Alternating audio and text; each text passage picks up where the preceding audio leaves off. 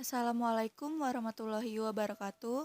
Halo teman-teman semua, perkenalkan saya Alivia Karisma Putri, Taruni Politeknik Ahli Usaha Perikanan Jakarta, Program Studi Teknologi Pengelolaan Sumber Daya Perairan.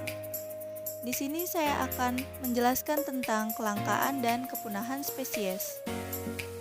Terumbu karang adalah salah satu ekosistem penting bagi keberlanjutan kawasan pesisir dan lautan. Secara ekologi, ekosistem terumbu karang berfungsi sebagai penyangga bagi kehidupan biota pesisir dan lautan.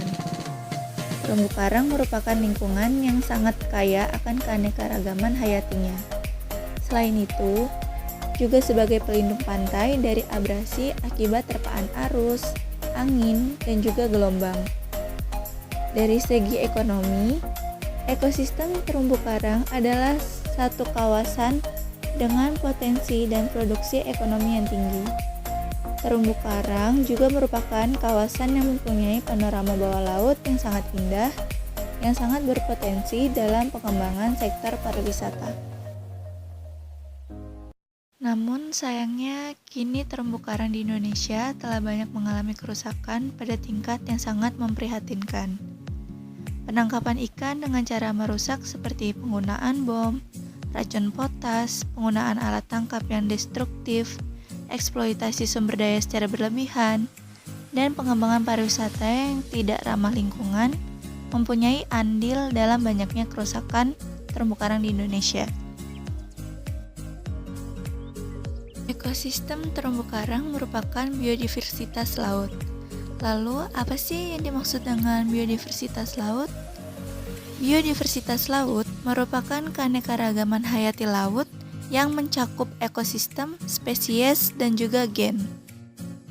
Dalam kasus status ikan Napoleon dan pengelolaannya juga menggunakan metode Underwater Visual Census atau UVC.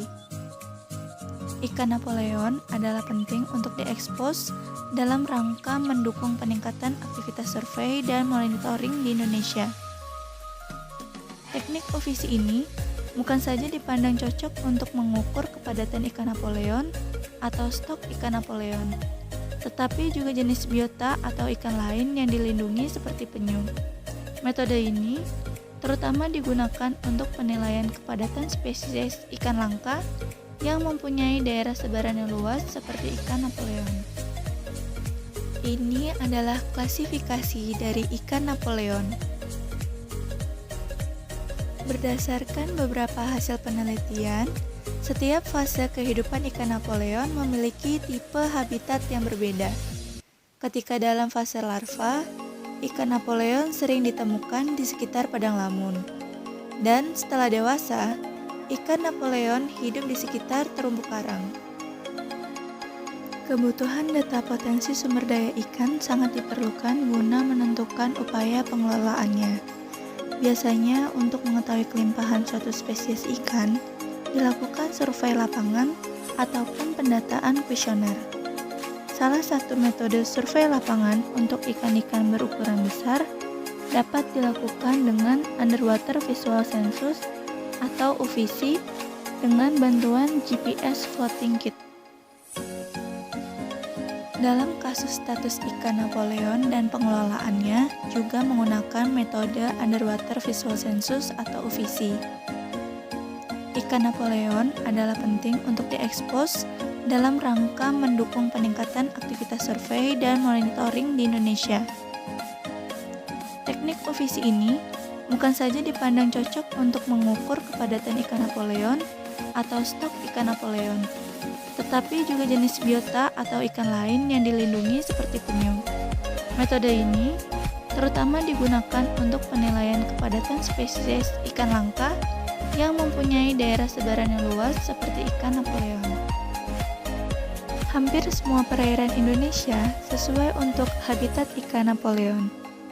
Perkiraan luasan habitat ikan Napoleon di Indonesia sekitar 11.892 km persegi.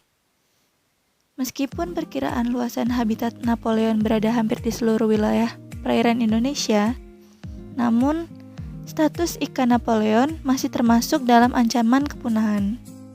Beberapa hal yang menjadi ancaman bagi populasi ikan Napoleon diantaranya yang pertama, adanya kegiatan penangkapan yang intensif untuk ikan yang terancam punah khususnya ikan Napoleon untuk diekspor sebagai ikan karang hidup.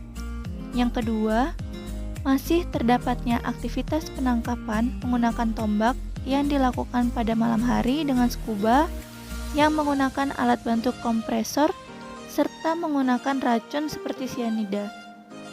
Yang ketiga yaitu kurangnya koordinasi antara manajemen nasional dan regional untuk mengatasi perdagangan spesies ikan yang terancam punah, khususnya pada ikan Napoleon yang dilakukan secara rahasia. Adapun upaya perlindungan terhadap ikan Napoleon ini terus dilakukan. Salah satunya yaitu dengan terbitnya keputusan Menteri Kelautan dan Perikanan Republik Indonesia nomor 37 Kepmen Strip KP 2013 tentang penetapan status perlindungan ikan Napoleon atau Seilinus undulatus. Dalam Kepmen KP tersebut, diatur status perlindungan terbatas untuk ukuran tertentu.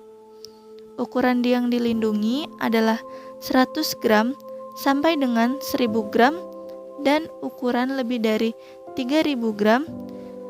Jadi, yang boleh dimanfaatkan adalah ikan Napoleon yang berukuran 1000 gram sampai dengan 3000 gram. Pengecuali terhadap ketentuan ukuran tersebut diperbolehkan untuk kegiatan penelitian dan pengembangan. Jadi kesimpulannya adalah keberadaan ikan Napoleon di suatu lokasi perairan akan berhubungan dengan kondisi habitat terumbu karang dan lamun di sekitar perairan tersebut.